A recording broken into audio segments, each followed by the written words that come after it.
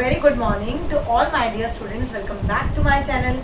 आज की हमारी क्लास 10th क्लास के स्टूडेंट्स के लिए नहीं बल्कि 8th क्लास के स्टूडेंट्स की है। उनकी रिक्वेस्ट पे आज हम करेंगे साइंस का chapter number 1, crop production and management. But before starting the session please like, share and subscribe my channel और बेल आइकन को ऑल पे सेट कर दीजिए ताकि मेरी नोटिफिकेशंस आप तक पहुंचते रहे। And please help me to subscribe as much as possible ताकि हम सब एक दूसरे से कनेक्ट हो सकें। और जिस बच्चे की जिस सब्जेक्ट के लिए रिक्वेस्ट आती है मैं उसको फॉलो करती हूँ, तो हमारी ये रिक्वेस्ट भी आप लोग फॉलो कीजिए। Please subscribe as much as possible and like and share also. Thank you. आज हम चैप्टर करेंगे क्रॉप प्रोडक्शन एंड मैनेजमेंट। सबसे पहले मैं आपको बताऊंगी व्हाट इज क्रॉप, कि एक्चुअल में क्रॉप होती क्या है। क्रॉप का मतलब होता है फसल। हिंदी में इसे हम डिक्शनरी में बोलते हैं, हिंदी लैंग्वेज में फसल उगाना। जब एक पर्टिकुलर जमीन पर, एक पर्टिकुलर लैंड पे सिर्फ एक ही तरह की खेतीबाड़ी की जाती है तो उसे हम कहते हैं क्रॉप।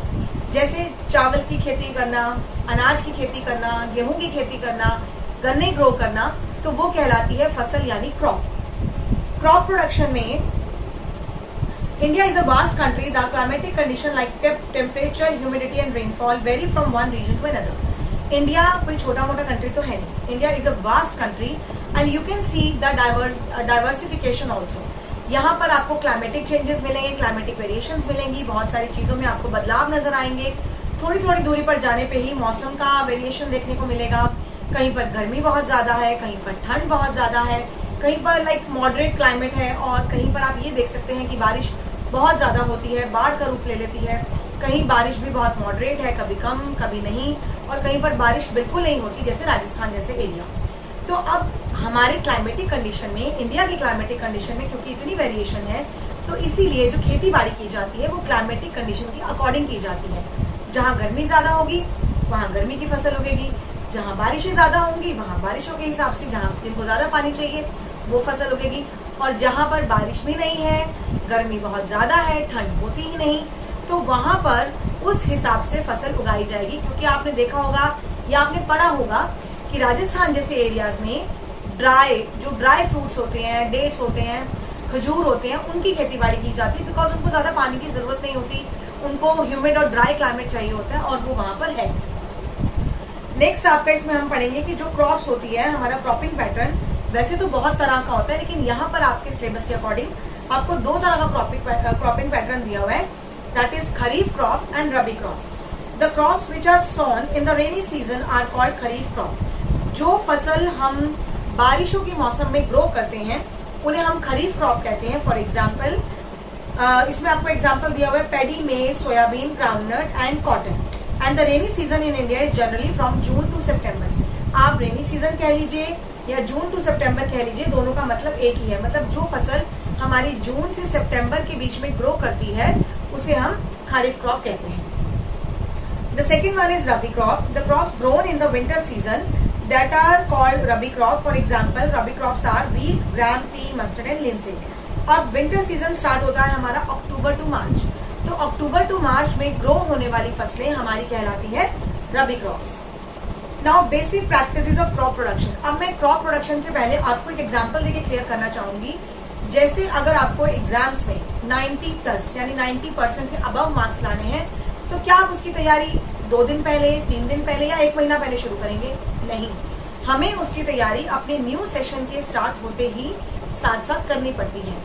जो बच्चे अपने सेशन में स्टार्टिंग से ही पढ़ते हैं उनको बेसिक्स कॉन्सेप्ट क्लियर होते हैं, उनको नॉलेज अच्छी होती है, उनको हर चैप्टर का डिटेलिंग पता होता है, तो वो चैप्टर्स को बहुत अच्छे से डिटेलिंग में प्रिपेयर करते हैं and they can very easily achieve 90 above. But जो बच्चे, मोस्ट ऑफ द स्टूडेंट्स ज्यादातर क्या करते हैं कि एग्जाम टाइम से 1 महीना 1.5 महीना पहले पढ़ते हैं, और कुछ ऐसे भी होते हैं जो सिर्फ 1 हफ्ता पहले पढ़ते हैं और वो उनके रिजल्ट्स में क्लियर होता है। तो हम जब क्रॉपिंग पैटर्न की बात करते हैं तो क्रॉपिंग पैटर्न में हमारी तैयारी 2 दिन पहले या 2 महीने पहले नहीं होती। हम सीजन के अकॉर्डिंग, अपनी क्रॉप के अकॉर्डिंग बहुत पहले से ही अपनी जमीन को तैयार करना शुरू करते हैं। आपने जहाँ पर खेती बाड़ी करनी है वो जमीन उपजाऊ होनी चाहिए, उसकी मिट्टी बहुत उपजाऊ होनी चाहिए, जिसे हम कहते हैं कि बैरन जमीन, बैरन लैंड नहीं होना चाहिए, बंजर नहीं होना चाहिए। And soil fertility, the soil is very important factor. जैसे हम खाना खाते हैं और खाने से हमें न्यूट्रिएंट्स मिलते हैं, एनर्जी मिलती है, ऐसे ही प्लांट्स को, क्रॉप्स को जो न्यूट्रिएंट्स मिलते हैं वो सॉइल से मिलते हैं। तो इसीलिए उनके लिए पैटर्न वाइज अगर देखा जाए तो क्रॉप के लिए सॉइल और वाटर रिटेलिएशन कैपेसिटी दोनों इक्वली इंपॉर्टेंट है। तो इसमें हमारा फर्स्ट स्टेप है एग्रीकल्चर प्रैक्टिसेस का। The very first step is preparation of soil. Thus loosened soil helps in the growth of earthworms and microbes present in the soil, and these organisms are the friends of the farmers. एक चीज और, the one of the most important task in the agriculture is to turn and loosen the soil. मिट्टी को level करना, मिट्टी को turn करना, loose करना ट्रैक्टर की मदद से भी किया जाता है। और हिंदी में एक वर्ड होता है जिसको हम बोलते हैं, औजारों में किसान यूज करते हैं, फावड़ा। उसके इस्तेमाल से जमीन की खुदाई की जाती है, मिट्टी को खोदा जाता है ताकि जो नीचे गहराई में मिट्टी उपजाऊ है वो ऊपर आ जाए, और जो भी क्रम्स हैं, मिट्टी के ढेर हैं, कंकड़ है, पत्थर है जो मिट्टी के बने होते हैं, वो सारे टूट जाएं और पूरी की पूरी जमीन एक लेवल में आ जाए। इसको ट्रैक्टर की मदद से भी किया जा सकता है और बैलों को लगाकर जो किसान हल जोतते हैं उससे भी किया जा सकता है। डिपेंड करता है कि आपकी सोर्स क्या है।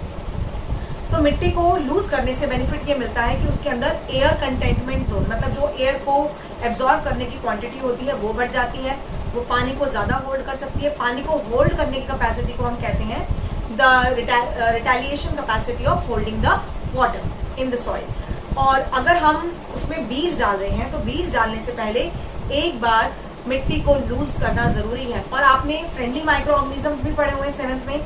वो माइक्रो ऑर्गेनिजम्स जो डेड प्लांट्स और डेड एनिमल्स को डिकम्पोज करके उन्हें मेन्योर या क्या बोलते हैं, खाद के रूप में बदल देते हैं, तो उसे हम कहते हैं फ्रेंडली माइक्रो ऑर्गेनिज्म। काऊ डंग के बारे में आपने पढ़ा भी है, सुना भी है और शायद कईयों ने देखा भी होगा। गोबर गैस जिसको हम बोलते हैं, इको फ्रेंडली है, खाद के रूप में इस्तेमाल की जाती है और वो भी सॉइल की उपजाऊ क्षमता को बढ़ाता है। तो ये तो पहला हो गया प्रिपरेशन ऑफ सॉइल।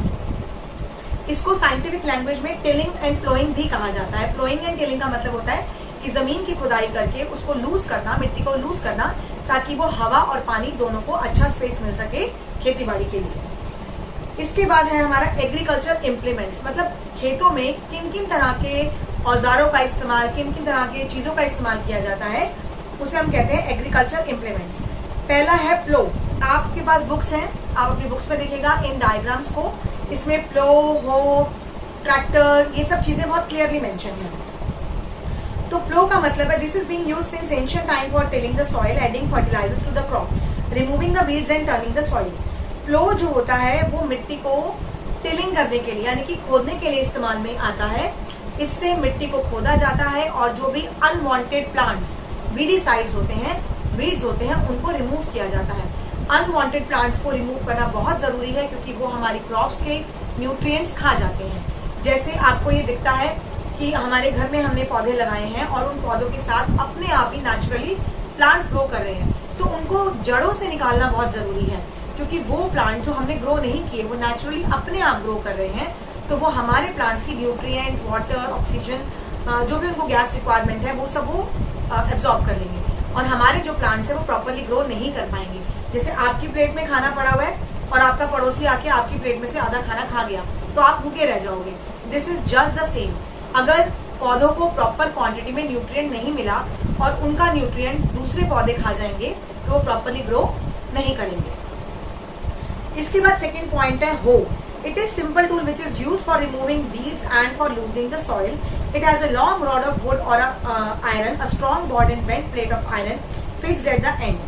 हो एक ऐसा टूल है जो वीड्स को रिमूव करने के लिए और सॉइल की टिलिंग के लिए, लूजनिंग के लिए जरूरी है। ये एक लंबी सी रॉड होती है, प्लेट के फॉर्म में, लकड़ी की भी हो सकती है, लोहे की भी हो सकती है, और ये बैलों के साथ बीच में बांधी जाती है। 2 बैल होते हैं, एक राइट पे एक लेफ्ट पे, और बीच में पूरा का पूरा हो यूज किया जाता है। The next is cultivator. Nowadays plowing is done by tractor driven cultivator. It is most convenient, most time saving and labor intensive.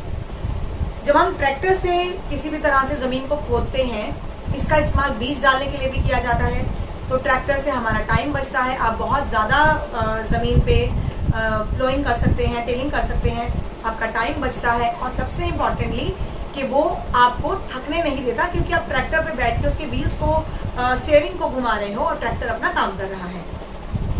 The sowing is an important part. Our next topic is sowing. Sowing is an important part of crop production. Before sowing, good quality, clean and healthy seeds of a good variety are selected and farmers prefer to use seeds which have high yield variety. आपने HIV seeds के बारे में पढ़ा होगा, जिसकी full form होती है high yield variety seeds. अब अगर बीज हल्के हैं और खोखले हैं अंदर से, तो वो अच्छी क्वालिटी के नहीं होंगे। बीजों को चेक करने का तरीका होता है, if the seeds are lighter, damage seeds are hollow and thus lighter, they float on water. क्योंकि जो खराब सीड्स होते हैं वो पानी में डूबते नहीं हैं, वो पानी के ऊपर तैरते हैं। तो किसान उन बीजों को चेक करने के लिए पानी में डालते हैं, और अगर वो बीज पानी के बॉटम में पहुंच गए तो वो अच्छी क्वालिटी के हैं, और अगर वो पानी के ऊपर फ्लोट करते हैं तो वो अंदर से खोखले और खराब हैं। ये सीड्स को चेक करने का एक ट्रेडिशनल मेथड है। The next is traditional tool. The tool use for traditional for sowing seeds shape like funnel. The seeds are filled into funnel. हम क्या करते हैं, किसान यानी क्या करते हैं, एक फनल होता है कीप की तरह, उसमें बीज डालते हैं और बैलों के साथ उनको जोतना शुरू करते हैं खेतों में। तो बीज उन बैलों के साथ साथ जब वो प्लो करते हैं तो बीज जमीन में जाना शुरू कर देता है। इसको हम कहते हैं ट्रेडिशनल टूल, यानी एक पुराना तरीका। सेकेंड मेथड आता है सीड ड्रिल। सीड ड्रिल का डायग्राम आपको बुक में दिया हुआ है, आप ध्यान से देखिएगा। ये ट्रैक्टर के पीछे भी एडजस्ट किया जा सकता है।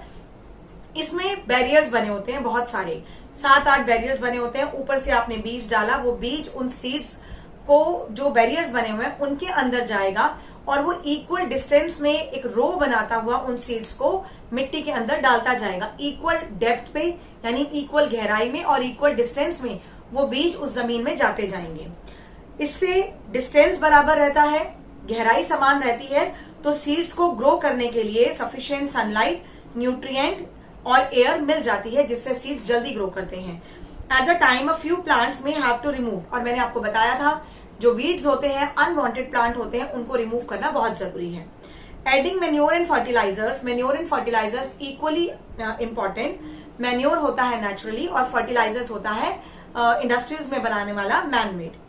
Now continuous cultivation of crops make the soil poor in nutrients. तो जब हम खेतों की जुताई करते रहते हैं बराबर से, तो उनके न्यूट्रिएंट्स कम हो जाते हैं। तो फार्मर्स को न्यूट्रिएंट्स बनाए रखने के लिए मिट्टी में मैन्योर ऐड करना पड़ता है, खाद ऐड करनी पड़ती है, और उस प्रोसेस को हम कहते हैं मैन्योरिंग। इम्प्रॉपर और insufficient manuring results in weak plants. अगर प्लांट्स को प्रॉपर न्यूट्रिएंट्स नहीं मिलेंगे तो वो कमजोर होंगे, टाइम से पहले मैच्योर नहीं हो पाएंगे, टाइम के बाद मैच्योर हो जाएंगे, और वो टूट के गिर भी सकते हैं। इसीलिए प्रॉपर क्वांटिटी में उनको मैन्योर, खाद देना जरूरी है। ये एक नेचुरल प्रोसेस है, इससे किसी भी तरह का कोई हार्मफुल इफेक्ट नहीं होता, और ये सॉइल को भी पॉल्यूट नहीं करता।